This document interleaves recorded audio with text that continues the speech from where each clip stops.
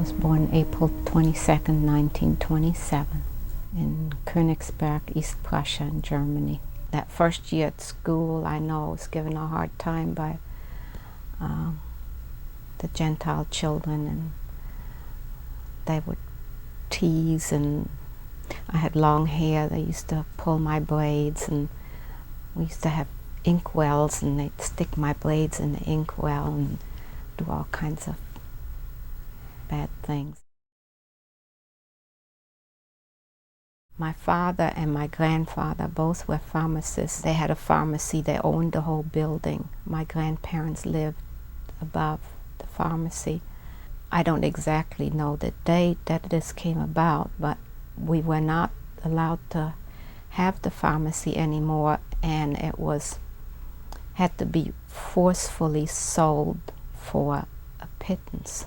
Just had to give it up, and there was nothing for my parents to do but leave. There was no way they could earn a living. We weren't ready to immigrate to another country. We went to Genoa, Italy, and we could take household items with us because I remember we had furniture and dishes and things like that.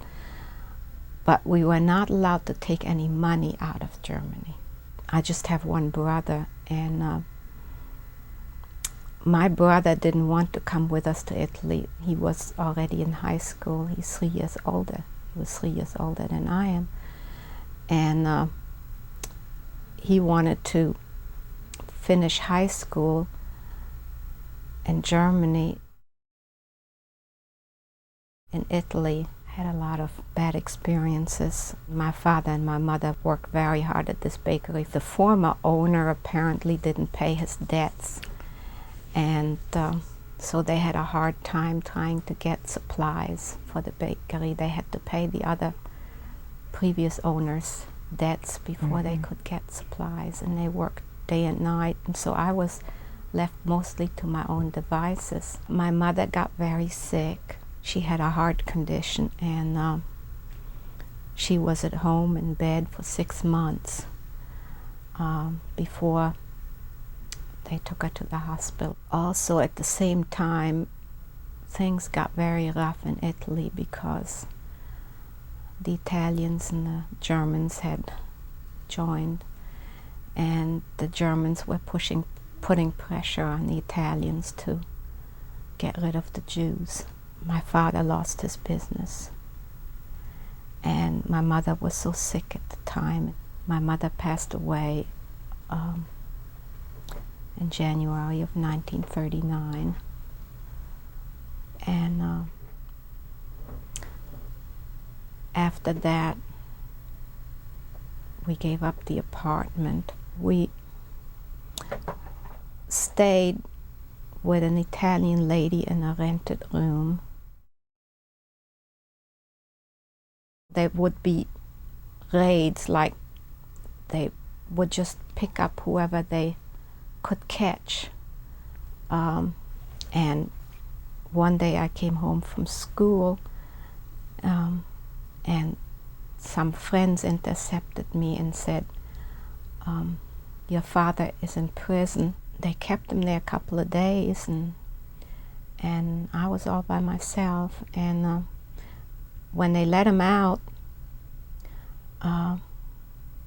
they told him that he had to leave the country within, I think it was 2 weeks. There were like fishermen that would take people at night and get them from Italy over to France. They would be paid a certain amount of money to do that. My father didn't want to take me on this very dangerous trip, so he left me with these friends of my parents, Dr. Kleiman and his wife.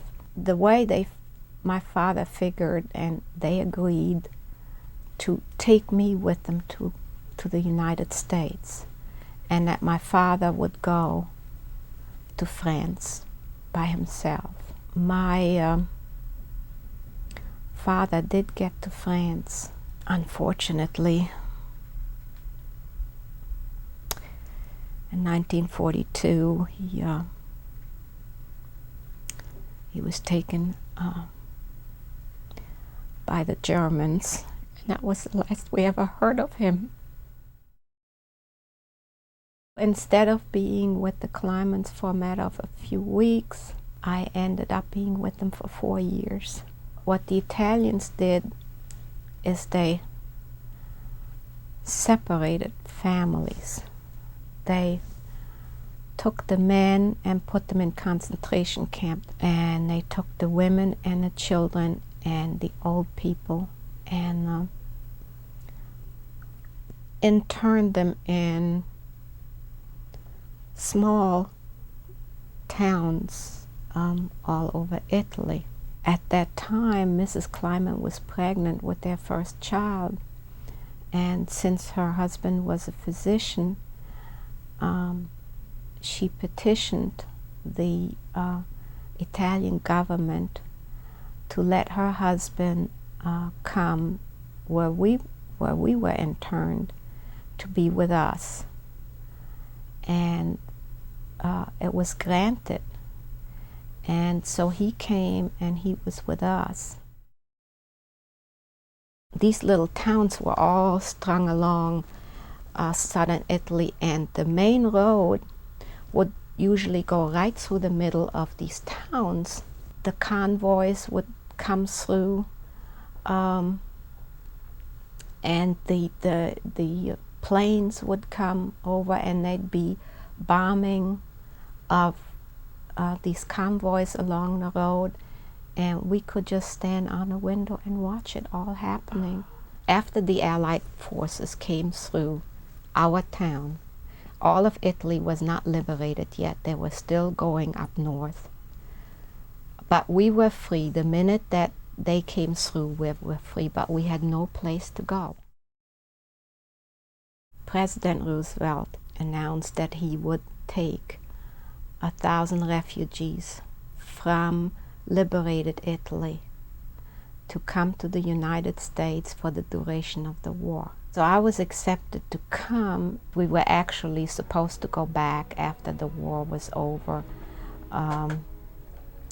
but all the families and Jewish organizations and everybody just put a lot of pressure on the United States government and on the president to let us stay.